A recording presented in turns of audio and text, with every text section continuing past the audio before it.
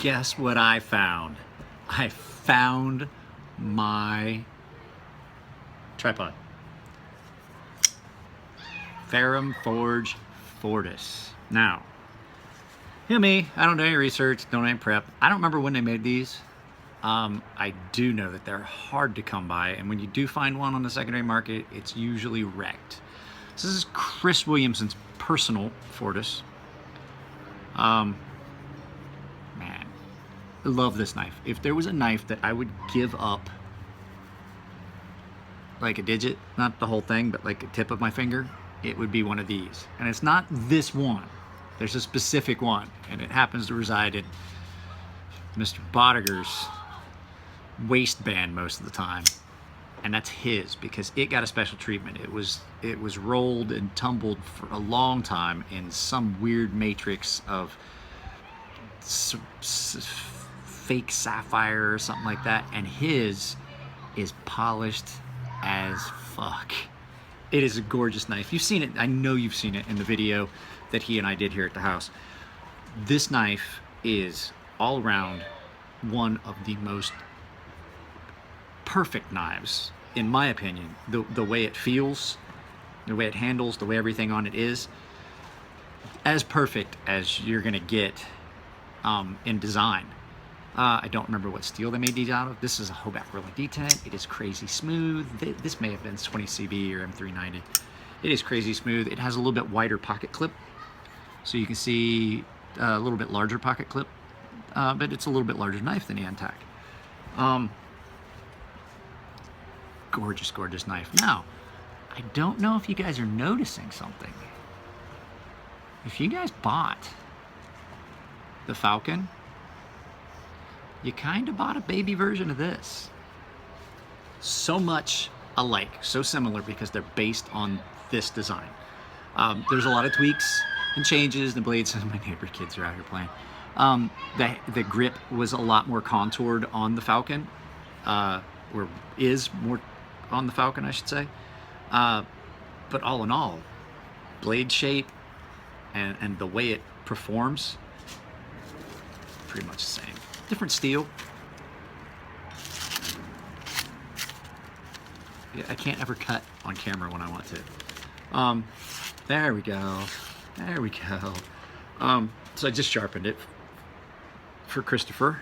And now I gotta put it up and make myself not carry it because it's been sharpened. All of their knives are great. And I'm gonna talk about something else. I'm gonna talk about another company that is kind of controversial. We already saw this knife earlier, since I did the video earlier. So Chris and Elliot don't have the controversy around them that Anthony does. Their knives, people just go nuts over them. They've got a following, a crazy following. You guys know I'm a fan of their knives and their work, but not all of them. They've got knives that just don't speak to me. I was helping out at the shop with some stuff, and I was looking at the Stenger XLs. I don't like it as much as I like the original small Stengers. It's a little bit bigger than I would want that style knife. It's still an awesome knife. So, FFKW Fortis, one of my grail knives. And you can see they've got their, the FFKW, so you can see an FFKW logo on their stuff. It's just, it's an older knife that really, really, really I wish I had known when these were out and I had the money. So I definitely don't have the money. There's a couple of my Patreons that have changed their subscriptions and things like that. Like I said, I apologize for having to change this. I'm gonna go on Patreon and make the actual rewards page say, I was doing math, and if I set a goal of, let's say I set a goal of $500, and I meet that goal, that doesn't mean that I won't get more than that in Patreons. And if everybody that does more than $10 is getting a free knife, and I have, let's say I have 50 Patreons, That's 50 times $25, and 50 knives is a lot of work, and that would be available to them once a month. So I thought it just makes more sense to just have a tiered discount. So if you donate anything, I will call you out, like Chuck, Chuck, you just upped your donation from $1 to $11. That's awesome. I will text you in a little bit. He's gonna send me some more knives. This T is good is his name.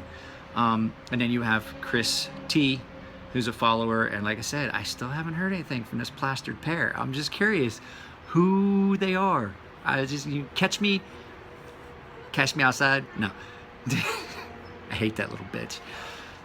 Just go on one of my videos and find my contact. Just text me. I mean, I'm just curious. That's an interesting screen name for your Google account. And so I have 4, and we've talked about it. I have Chuck, T is good. I have Chris. I have plastered pear. And holy crap, I forgot the 4th. I just went and looked it up, and wait, 1. Caleb, the guy, why I forgot that. It's Caleb. So Chuck, Caleb, Chris, and plastered pear.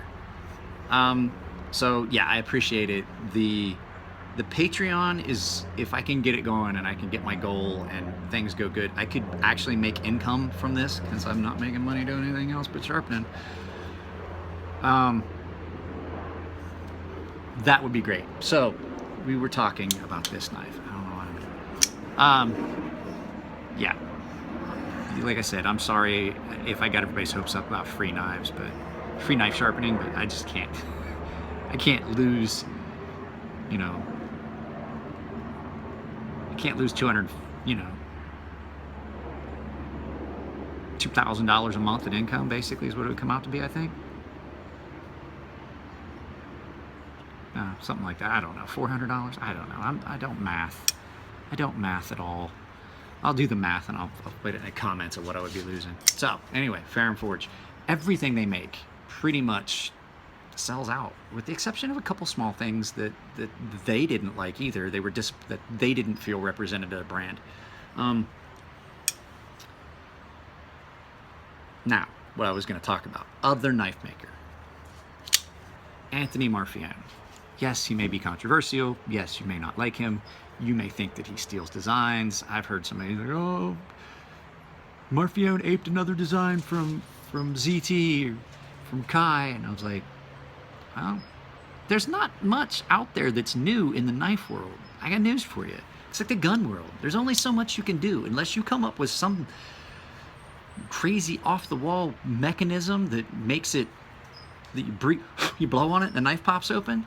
You really aren't going to be able to keep that property, because a knife is a knife is a knife is a knife. It really is. There's only so many designs that are going to come up. And what you can do in that instance is, like, you name it and you hope that no one else has used the names. I call my neck knives the Viper neck knife. Schrade has a knife called the Viper, assisted opening knives. I'm pretty sure eventually I'm going to get a cease and desist if I get to where I make enough of them and it gets out there. But right now, I'm not a big enough knife maker that they're even going to notice me. So, like him or not, Anthony Marfione and Microtech make really good knives. They really do. You cannot... Saying that their designs aren't good and the knives aren't good is like trying to say that Cold Steel's Triad lock is not amazing, because it would be a lie. You can't do it.